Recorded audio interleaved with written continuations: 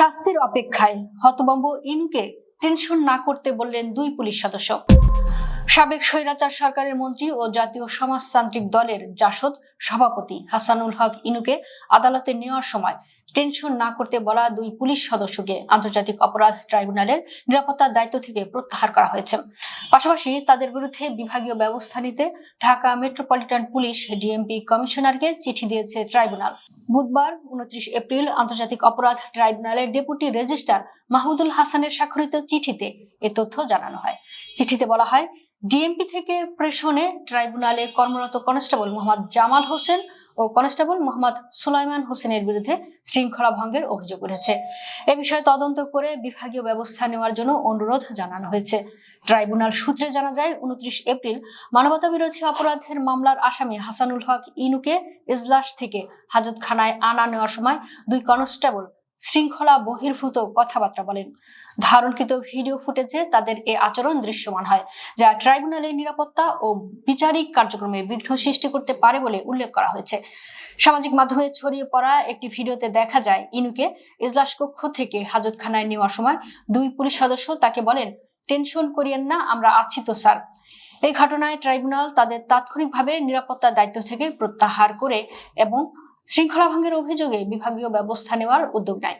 উল্লেখ্য, 14 দলীয় জোটের শরিক হিসেবে জুলাই আন্দোলন দমনে ক্ষমতাচ্যুত প্রধানমন্ত্রীর সহযোগী বল প্রয়োগে উস্কানি এবং কুষ্টিয়ায় আন্দোলন দমনে ফোনের পর 6 জনকে হত্যার অভিযোগে জাসদ সভাপতি হাসানুল হক ইনুর বিরুদ্ধে মানবতাবিরোধী অপরাধের 8টি অভিযোগ দাখিল করা হয়েছে।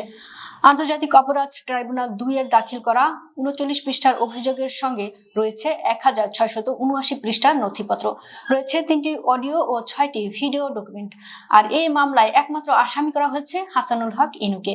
বৃহস্পতিবার 25 সেপ্টেম্বর দাখিল করা এই 8টি অভিযোগে হাসানুল হক ইনুর বিরুদ্ধে আন্দোলনকারীদের বিএনপি জামাত সন্ত্রাসী সাম্প্রদায়িক ট্যাগ দিয়ে এবং তাদের বিরুদ্ধে বল প্রয়োগের উস্কানি, 14 দলীয় জোট সরকারের অংশীদার জাসদের সভাপতি হিসেবে তার ঊর্ধ্বতন অবস্থান থেকে সরাসরি সম্পৃক্ত থেকে ওই সিদ্ধান্ত গ্রহণ ও বাস্তবায়নের নির্দেশ, প্ররোচনা, উস্কানি ও সহায়তা এবং কুষ্টিয়ায় পুলিশ সুপারকে ফোন করে আন্দোলন দমনের নির্দেশনার পর 6 জনকে হত্যার অভিযোগ করা হয়েছে। হাসানুল হক ইনু 2024 সালের 18 জুলাই একটি বিদেশি গণমাধ্যমে আন্দোলন দমনে এবং আন্দোলনকে ভিন্ন খাতে প্রবাহিত করার জন্য আন্দোলনকারীদের বিএনপি জামায়াত সন্ত্রাসী সাম্প্রদায়িক ট্যাগ দেন এবং তাদের বিরুদ্ধে বল প্রয়োগের উস্কানি দেন। আন্দোলন চলাকালে 29 জুলাই গণভবনে তৎকালীন প্রধানমন্ত্রী শেখ হাসিনার সভাপতিত্বে এবং জাসদ প্রধান হাসানুল হক ইনুর উপস্থিতিতে 14 দলীয় জোটের সভা অনুষ্ঠিত হয়। ওই সভায় কোটা সংস্কার ও বৈষম্য বিরোধী ছাত্র আন্দোলন দমনে কঠোর থেকে কঠোরতম ব্যবস্থা নেওয়ার উদ্দেশ্যে সমগ্র দেশব্যাপী সেনা মোতায়েন করে কারফিউ জারির মাধ্যমে আন্দোলনরত নিরীহ নিরস্ত্র ছাত্র জনতাকে দমনের জন্য সর্বোচ্চ বল প্রয়োগের সিদ্ধান্ত কার্যকর করার জন্য শুট আউটসাইড সিদ্ধান্ত নেওয়া হয়।